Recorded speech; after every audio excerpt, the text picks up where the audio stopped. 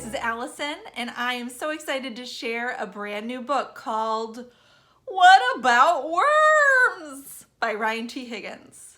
Tiger is brave, except he is terrified of worms. He tries to enjoy some flowers, but what if there are worms in the dirt? He tries to enjoy an apple, but worms really like apples, so what if there are worms in the apple? Worms ruin everything. Or do they? There might be a surprise ending to this tiger's tale. Enjoy fantastic, funny illustrations from Ryan T. Higgins, who also wrote and illustrated the very funny We Don't Eat Our Classmates. And of course, watch out for a special appearance by our favorites, Elephant and Piggy, in this brand new beginning reader. Hi there, my name is Stefanie, and I'm here today to tell you about a book called Mindy, Kim, and the Birthday Puppy by Lila Lee. So the story begins on Mindy's 8th birthday, and she's really excited because she's got a full day ahead of her. It starts with Dad making her seaweed soup for breakfast, which is a Korean tradition. And then she chats on the phone with her grandparents so they can wish her a happy birthday because they're in Korea and it's about bedtime there when she's getting ready for school. So she heads to school and celebrates with her classmates and invites everyone to the party that she's having in the park afterwards. And so for anyone who's read either of the other Mindy Kim books in the series, you'll know that Mindy has been begging her dad for a puppy for a really long time. And she's constantly trying to prove how responsible she is so she can get that puppy. And so on her way to the party, she just can't stop thinking about whether or not she's going to get a puppy. So I think it's safe to say from the cover of the book that she does end up getting a puppy. But the real challenge is that Mindy really has no idea how to take care of a puppy. And in all her dreams about getting one, she didn't really think about all of the work that it takes to train a puppy and to take it to the dog park and teach it how to interact with other dogs. So a lot of the book is her navigating these challenging situations. This is a really great chapter book for 2nd or 3rd graders and for anyone who's a fan of Jasmine Toguchi, Junie B. Jones, or the Lola Levine series. Hi everyone, I'm MaryJo and I'm here today to share with a great book for kids who might like a little horror and a little bit of a history and a mystery. And it's called The Forgotten Girl by India Hill Brown.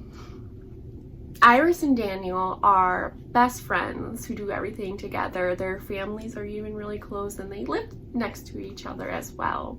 Iris loves the first snow of the season. So her and Daniel one night go out at night and find this open clearing that they hadn't really explored before and they make snow angels. As Iris gets up, to look at her snow angel, she sees that in the heart of her angel that she made, it's a crumbling grave. And on it, it reads, Avery Moore. After that, Avery starts having these vivid dreams of this girl who keeps saying, remember me.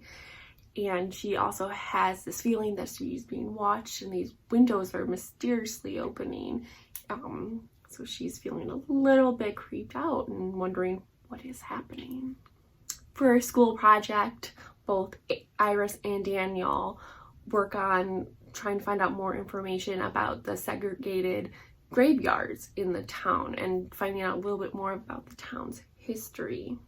The further they look into the town's segregation and desegregation, they're trying to find out more information about who Avery Moore is, and the more they look, the more they can't find about her. Avery Moore really seems to be forgotten. Iris seems to think that bringing light to the town's history of segregation and desegregation, it would help Avery Moore be remembered and then move on. But what if that's not all Avery Moore wants?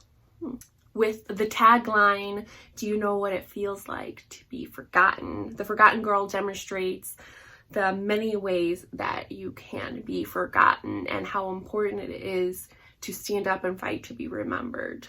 It is also a tad bit scary, so readers beware. It's perfect for kids in grades 3 through 6 who like a little history, a little mystery, and finding out the truth. Hi everyone, I'm Demitra, and my book recommendation for the day is Get a Grip, Vivi Cohen. It's about 11-year-old girl, Vivi Cohen, who is very into baseball, specifically learning how to throw the best knuckleball, just like her favorite baseball player, VJ Capello. She's also dealing with some family stuff at home. Her big brother Nate, who used to love to throw the baseball around with her, isn't super interested in playing with her anymore. Sometimes she feels like she might not even like her anymore. And she's also dealing with autism, which makes her mom super protective and not always willing to let Vivi do what she's totally capable and ready of doing, like play baseball on a real team, on a real field, for real games. She ends up writing a letter to VJ Capello as part of her social skills class, and she realizes that it's really easy to talk to someone by writing a letter. So she continues to write him, really not expecting any letters back, but eventually he writes her back. Not only does he write her back, but they end up becoming email buddies. So she's able to talk through some of what's going on in her life with VJ, and we get to know what's going on with Vivi and her life. If you're into books about baseball, if you're into books about other kids who just are super passionate about something, and if you're into books written in a letter format, which this is, first letters and then emails, I would definitely say that this is a book for you. Get a Grip, Vivi Cohen is a fun baseball story that's a great summer read or even an early fall read, since we're kind of started baseball season pretty late this year. So that's Get a Grip, Vivi Cohen. I've got one more choice for you, great for grades 3 to 5, and it is called The Last Day of Summer by Lamar Giles. Otto and Sheed, cousins and local kid legends, have had another non-stop adventure-filled summer. They've saved their small, kind of kooky town so many times that they've been given the key to the city, twice. So on the last day of summer, they're feeling a little sad and wish that the summer could go on forever.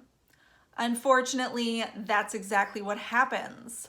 A strange man appears with an even stranger old-fashioned camera.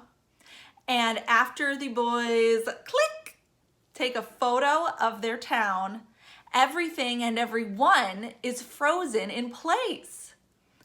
Yet again, it's up to Otto and Sheed to save the day.